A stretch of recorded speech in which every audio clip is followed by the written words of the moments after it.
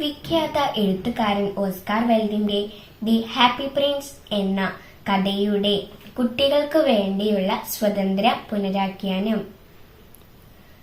പ്രതിമയും കിളിപ്പെണ്ണും എന്ന പുസ്തകം അതിമനോഹരമായ കഥാപാത്രങ്ങളിലൂടെയാണ് ശ്രീധരൻ എൻ ബല്ല തയ്യാറാക്കിയിരിക്കുന്നത്.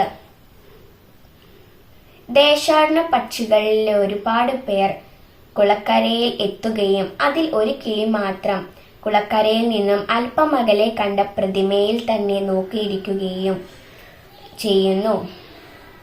കൂട്ടുകാരോടൊപ്പം പറന്നു പോകാതെ അവിടെ തന്നെ തങ്ങുകയും ചെയ്യുന്നു.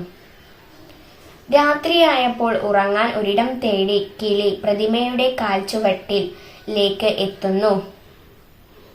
പെട്ടെന്ന് ദേഹത്തു വീണ വെള്ളത്തുള്ളികൾ ശ്രദ്ധിച്ചപ്പോൾ പ്രതിമ കരയുകയായിരുന്നു.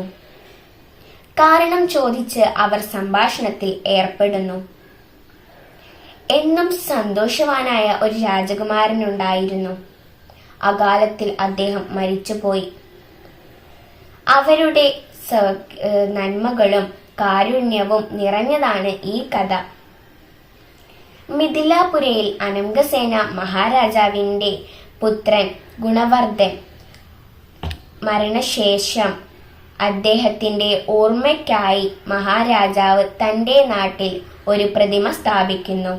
അതിൽ നിറയെ വജ്രങ്ങളും പവിഴങ്ങളും മുത്തുകളും സ്വർണമുത്തുകളും എല്ലാം നിറഞ്ഞതാണ്.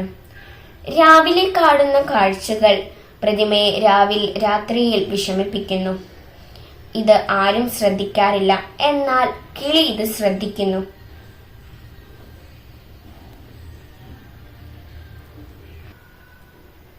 പ്രതിമയ്ക്ക് തന്റെ രാജ്യത്തിലെ ജനങ്ങളുടെ സങ്കടങ്ങളും ദുഃഖങ്ങളും മനസ്സിലാവുന്നു.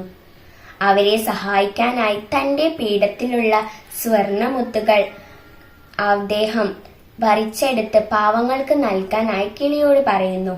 കിളി അത് സന്തോഷപൂർവ്വം പറിച്ചെടുക്കുകയും പാവങ്ങൾക്ക് നൽകി സഹായിക്കുകയും ചെയ്യുന്നു. എനിക്ക് കഥയിൽ ഏറ്റവും ഇഷ്ടപ്പെട്ടത് പ്രതിമയെയാണ്. കൂടെ നിന്ന കിളിപ്പെണ്ണും വളരെ പ്രധാനപ്പെട്ട ഒരാളാണ്. ഭിക്ഷക്കാരനായി അഭിനയിച്ച് ഭിക്ഷയാചിക്കുന്നവരും ഉണ്ടെന്ന് എൻ ബല്ല ഇവിടെ പറയുന്നുണ്ട്. തന്റെ രാജ്യത്തിലെ പ്രജകളുടെ ദുഃഖങ്ങളും ദുരിതങ്ങളും അറിയുന്നവനായിരിക്കണം ഒരു രാജാവ് എന്ന സന്ദേശം എൻ ബല്ല പ്രതിമയും കിളിപ്പെണ്ണും എന്ന ഈ പുസ്തകത്തിലൂടെ നമ്മെ മനസ്സിലാക്കി തരുന്നു. കുടിലിലിരിക്കുന്നവന്റെ പ്രയാസങ്ങൾ ഒരിക്കലും കൊട്ടാരത്തിലിരിക്കുന്നവൻ അറിയുന്നില്ല.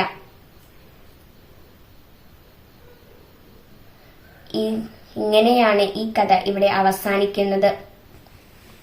കഥ കിളിപ്പെണ്ണ് പ്രതിമയുടെ കണ്ണുകൾ പറിച്ചെടുക്കുകയും ബാക്കി വന്ന പാവങ്ങളെ സഹായിക്കുകയും ചെയ്ത് കഥയിൽ നിന്നും ഇവിടെ നിന്നും മറഞ്ഞു പോകുന്നു. ഇങ്ങനെ കഥ അവസാനിക്കുന്നു. പാവപ്പെട്ടവരെ സഹായിക്കുക എന്ന സന്ദേശം കൂടി ഈ കഥയിൽ ഉണ്ട് എന്ന കാര്യം കൂടി എൻ ബല്ല നമ്മെ ബോധ്യപ്പെടുത്തുന്നു.